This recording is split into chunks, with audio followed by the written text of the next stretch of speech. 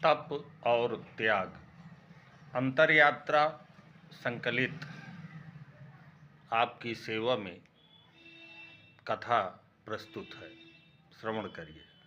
पौराणिक कथाओं के अनुसार महर्षि विश्वामित्र ने कठोर तप, त्याग व साधना के बल पर ऋषि और राज ऋषि जैसी महान उपाधियां प्राप्त कर ली थीं, किंतु उनके हृदय की सबसे बड़ी इच्छा ब्रह्मर्षि कहलाने की थी।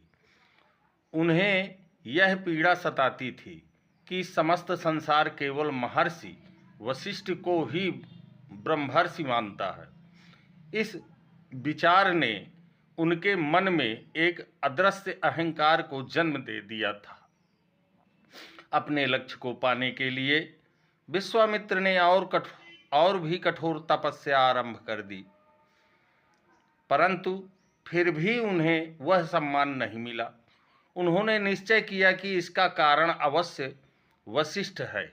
इसी विचार पर वह उनके आश्रम की ओर चल पड़े। रात्रि का समय था। चंद्रमा की शीतल चांदनी आश्रम में फैली हुई थी। वशिष्ठ और शिष्यों के साथ बैठे थे।